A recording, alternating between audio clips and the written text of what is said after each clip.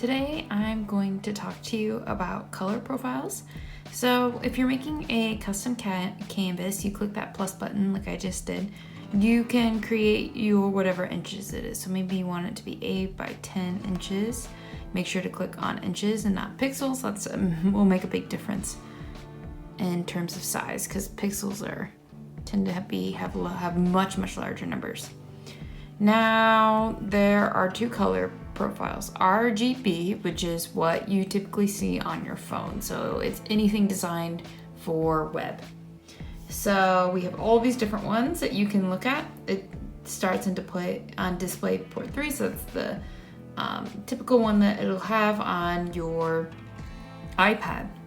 Now if you click CMYK, this is for printing.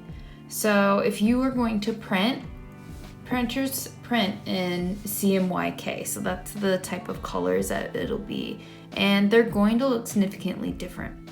A big difference between them, well, I'm gonna go ahead and use just the generic one because that's usually the one that I use the most. These other ones you would want to use depending on what kind of printer and settings you have, but for most circumstances I think this one is just fine. So I will click create and I have my canvas. Now if we're opening this up, one thing that is pretty important to know is that the colors are going to be much less bright than they typically are. So notice how these, even though it's like the brightest color for this red is this, and that is not nearly as bright as it normally is. So CMYK will affect the brightness. It'll be much less bright when you're making it for the print. And that's something that when you're already working in it, it's something that you'll take note. It still can get pretty decently bright, just noticeably not as much. And you will notice that the colors will just be a little less saturated than they normally will be. So that's something just to keep in mind. Now, an advantage of if you already know that you are designing something made to be print, it's good to work in CMYK so that way that you know what colors you're gonna be, so you're gonna be less surprised. When it's in RGB, it's going to not be in those colors that it already is in. So that's something that when you make whatever you are creating, it's not going to have whatever that you're having. So you just want to make sure that you are putting it in the right color profile for what your intention is. Now again, if it is an RGB, you can convert it. It's just something that you might have to play with the colors in your printer just to make sure that it's going to be what you want it to be when you are creating it. So that's just something that you should keep in mind when you are thinking about and using the different color profiles. Sometimes when you have your picture, it might have been a while since you last worked on it, or you just simply can't remember what color profile it is in. So what you can do if you don't remember that is you're gonna click the wrench and you're gonna click canvas, and then you're gonna click canvas information. Then it's going to tell you some different things about this artwork. So you can say that it's by you can sign it, and you can do different things. So mine, you can see it was created on April 8th in 2023. And it even tells you what time it was and then the last time you modified it, which I think is pretty cool. It'll tell you the dimensions. So if you forget what the dimensions are, what the DPI is, you can look up that different thing, those different information, and that's just nice to know, especially if you're submitting it for to someone or you're submitting it to be printed. That's something just important to know. It'll tell you some information about your layers. For the color profile, it'll tell you what yours is. So mine's on display port 3, which I know is RGB. So it's made in a digital format. So if I wanted to get this artwork printed, I would have to remember that it's going to be converted to CMYK, and that's going to affect the different colors. Again, it'll show you what it would be as a video length, so that's kind of nice. And it also just gives you some fun statistics that are just kind of cool to know. Like it took me 2 hours and 52 minutes to make it. That's my track time, how many strokes I've created, and then just what the file size is, which is just good information to know.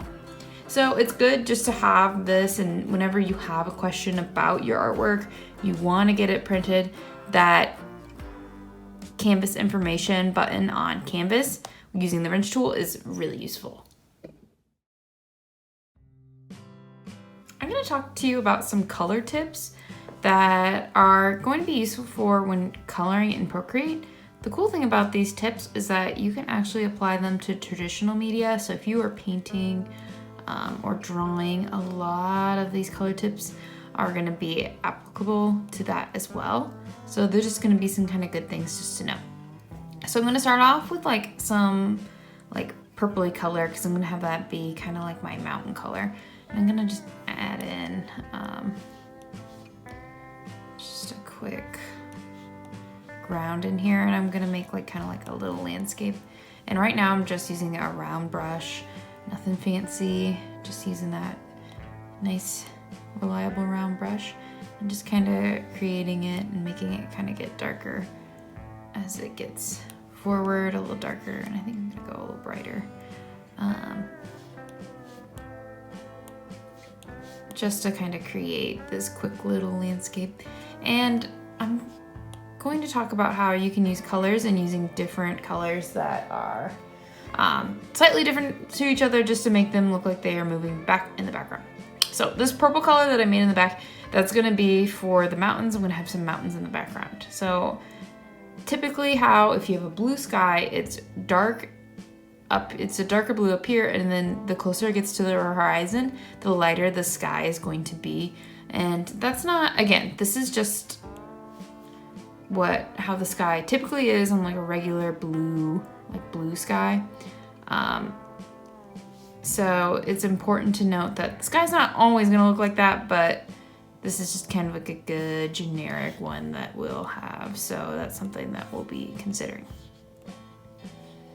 So again, that's just something that the sky isn't always this way, but it is often this way. So I'm starting with a light blue, almost white color for my sky.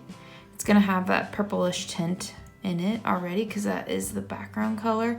It's kind of like glazing with oil painting. A lot of times people will glaze like in an umber or a burnt sienna and have that as like their underpainting. So right now I have like a purple one. And what I'm doing is I'm just slowly changing the colors, and I'm making it that gradual color.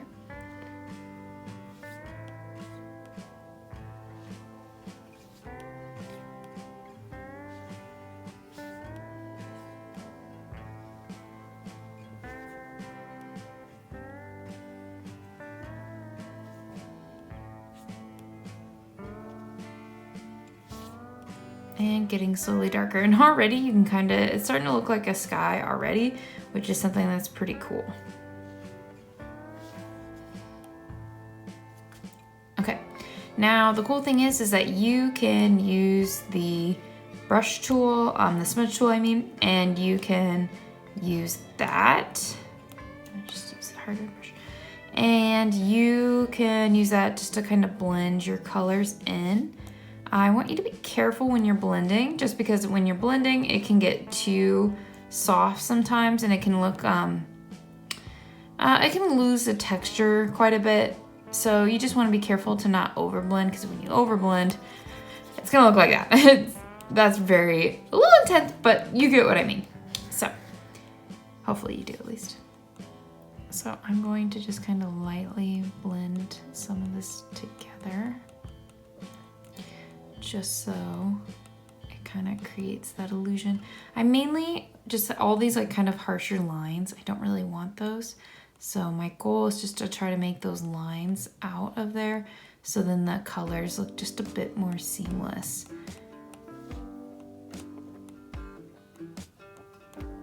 And blending, again, this is something that you'd want to blend in if you were making an oil painting, if you were using pastels, colored pencil. Blending is just something that is really great just to create those gradients. when you are blending in and you're showing the value and it's slowly getting lighter or it's slowly getting darker, that can really add a lot of realism. Having different kinds of value, so having colors range from lighter to darker or darker to light, having those color ranges and having it make that slow build up really can make things look more realistic. Artists, when they wanted to see their picture in a new way, a lot of times would look at their picture, but through the mirror. And what that would do would essentially flip the image so that they could see it in a different way, and then flipping it could make it so they could help see some maybe mistakes that were created. So we can do that digitally actually. And what you can do is you can click the wrench, click canvas, and then you can click flip. You can click flip horizontal. So I'm gonna click flip horizontal. So now I'm kind of seeing this picture in a different way. And maybe I might start seeing some mistakes. So this is a bit of an older picture that I created. And now that I'm looking at it, this foot the pose just kind of looks a little awkward. And I'm seeing maybe that this person, like the hips are that way. And I think I would want that foot to be more stable, probably would be more out here. And this hand, I think looks a little too big. Now, even though this hand is supposed to be going back and that one is going forward, I don't think that's being shown enough in the image. So that's something that I didn't really quite figure out what was wrong with it until I flipped it. So it's always good to remember to flip. When you don't, then you might have some mistakes that you normally might have been able to correct earlier. So that's something that's really easy and simple. Now, this is something that if you were doing something traditional, if you made a painting, you could take a photo of it and flip it on your phone too. Flipping it vertical is kind of the same thing. Sometimes that can be helpful just to kind of look at your image in a new way. Maybe I'm kind of seeing like those diagonals. Maybe it could be cool if I had that a little more vibrant. And flipping the canvas is just a really good way just to kind of see and re-look at your image and see your mistakes. Next, I'm going to talk about how you can get a reference directly through Procreate. It does have a capacity for that. So if you see reference and you click yes, it's going to just kind of show your image. So this is really nice. If you're zooming in, you're working on this elbow and you just kind of want to add in and like work on like the detail, and you can kind of see that overall impact that it has. So it might not have a big impact, it might actually. So like, let's say if I added in like a super obnoxious bright color. Now I'm saying, okay, that's really, really impacting my image. Whereas if I have a color maybe that's slightly different, that might not make as huge of an impact. And it's just kind of nice to see that far away. So that is pretty helpful. So that's one thing that you can do. And then you can click image and you can import an image. So you can click import. I'm gonna find one from one of my albums, and then I can pick out an image that I want to use. Click that.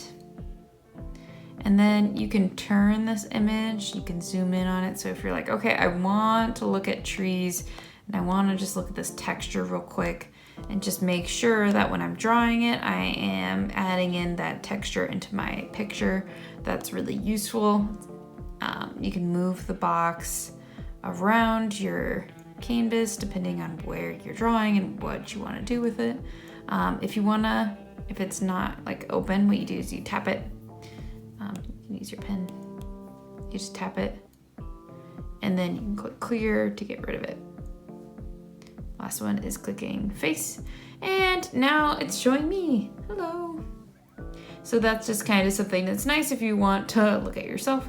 You can make a pose in the mirror, and then you can see it that way. So again, to get to that, you click on the wrench, you can click reference, and you can play with those different things. Pretty useful, especially this canvas one. I know in Photoshop, a lot of times I'll always have this up, so it is nice that you can have a version of that in Procreate as well.